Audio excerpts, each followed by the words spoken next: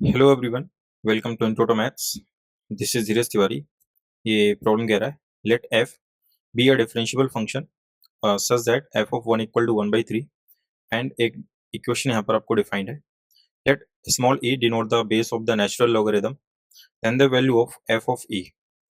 सो यहाँ पर जो इक्वेशन अपने पास में है that is three time integral one to x f t d t equal to x into f x minus x cube by three. ठीक है, ये दे रखा है यहाँ पर। आप यहाँ पर नोटिस करेंगे तो आपको इंटीग्रल में जो लिमिट दे रखी है वो वेरिएबल लिमिट है। सो ये देख करके अपने को लेबनिज थ्योरम यूज करनी पड़ती है। अब यहाँ पर डिफरेंशिएशन करेंगे दोनों side with respect to x, जिससे कि ये जो एफ है आपका फ्री हो जाए इंटीग्रल से। सो जब भी हम लोग डेरिवेटिव करते हैं under the sign of integration with the variable limit f x g x, so Leibniz फॉर्मूले का यूज करते हैं एच टी डी टी।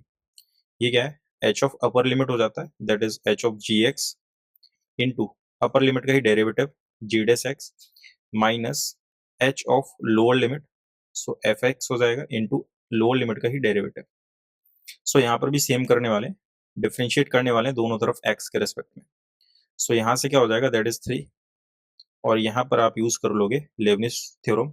सो ये हो जाएगा आपका F of upper limit, so that is F of x into upper limit का derivative x का एक्स के रिस्पेक्ट में दैट इज वन माइनस यहाँ से आप करते हो F of one into lower limit का derivative with respect to x, so that is constant, so derivative will be zero, so ये तो जीरो हो गया इक्वल टू ये इसमें प्रोडक्ट रूल लग जाएगा that is x into f dash x plus f x और x का x के रिस्पेक्ट में that is वन माइनस ये हो जाएगा आपका एक्स स्क्वायर। क्लियर, यहाँ से कितना आ जाएगा that is three f x equal to x into f dash x plus f x and minus x square. इसको अरेंज करते हैं डिफरेंशियल इक्वेशन के फॉर्म में। सो ये हो जाएगा आपका that is x into f dash x and minus का two time f x and minus x square equal to zero. So now f dash x, x से आप डिवाइड कर दो दोनों तरफ, ये हो जाएगा minus two by x f x and that is x. So ये आपका लीनियर डिफरेंशियल इक्वेशन में कन्वर्ट हो गया।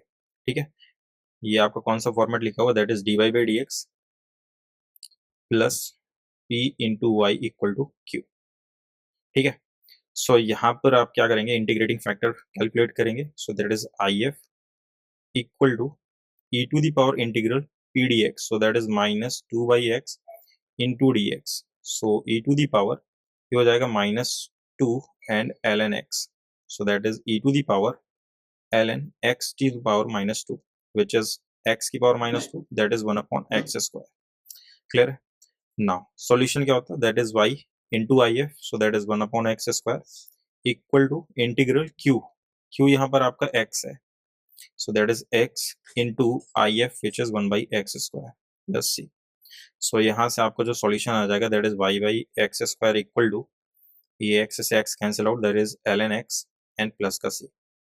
क्लियर, यहाँ पर आपको f of 1 गिवन है that is 1 by 3, तो यहाँ से c मिल जाएगा आपको। एफ ऑफ वन कितना है that is one by three, x की जगह वन पुट करेंगे और तो वाई कितना मिलेगा वन बाई थ्री मिलेगा, से वन बाई थ्री हो जाएगा और ये हो जाएगा एल एन वन प्लस सी। एल एन वन तो ये तो जीरो हो गया आपका, तो सी एग्जैक्टली कितना आ गया वन बाई थ्री। सो यहाँ से जो सॉल्यूशन बन जाएगा that is y upon x square equal to l n x plus one by three. ठीक है, अभी उसने क्या पूछा है, एफ ऑफ ई पूछा, I think yes f of e. तो आप एक्स की जगह ई पुट कर दो, वाई जो आ जाएगा वही आंसर हो जाएगा।